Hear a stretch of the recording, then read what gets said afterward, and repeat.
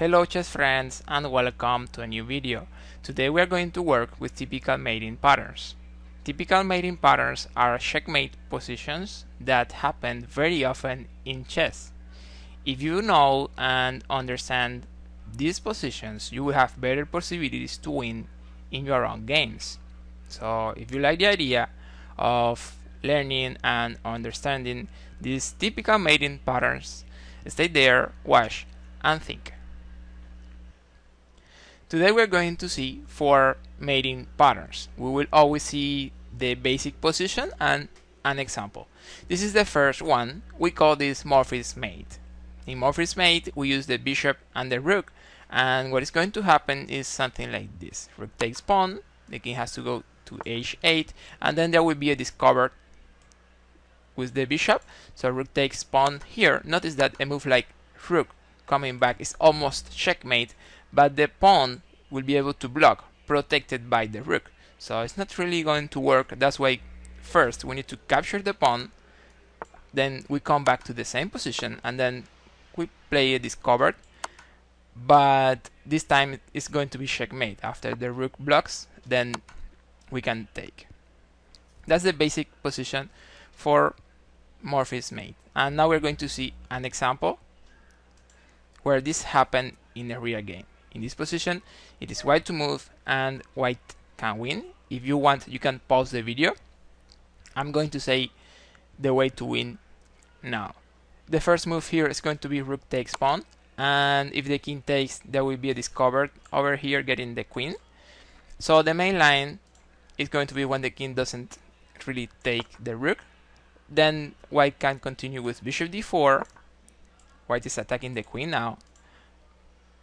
Probably black can capture white queen, but then we have Morphy's mate. We take the pawn first to make sure black is not blocking, and then check. Discovered over here, black can still block, but then we take and we take. The second mating pattern we are going to study is going to be Anastasia's mate. This is very famous, and as you can see in Anastasia we have a knight and a rook, the knight controlling 2 squares and the rook controlling the file. So we have something like this, rook h5, and that's checkmate. That's the basic position. Now we're going to see an example. This time it is black to move, so I'm going to flip the war.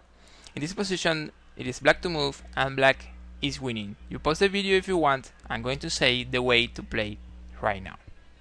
The first move in this puzzle is going to be rook a1.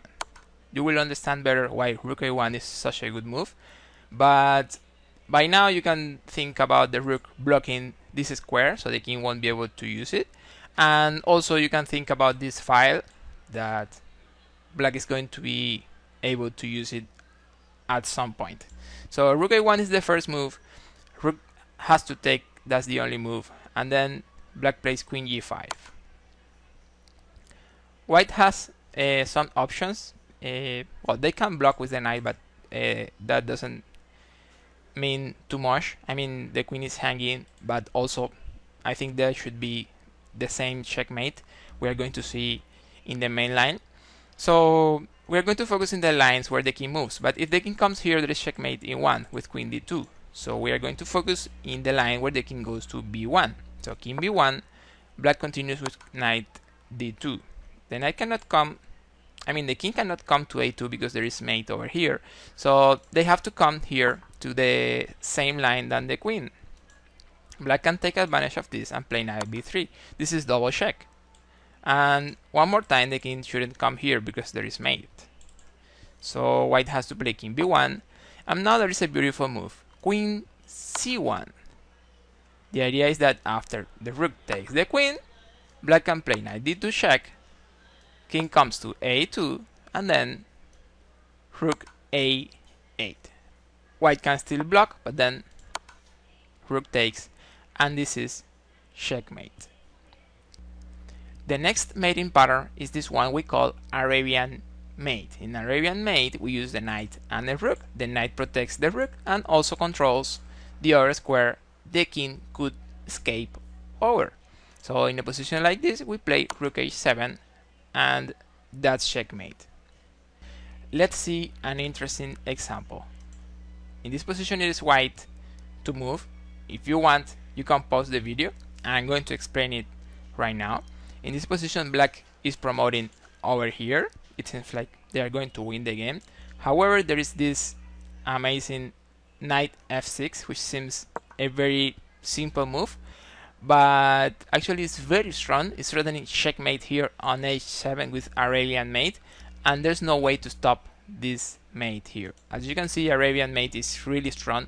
If you can get this position with the knight and the rook, is actually stronger than what it seems. So in this position, black can play something like rook e7, and we take the rook. Maybe rook here, we take the rook as well.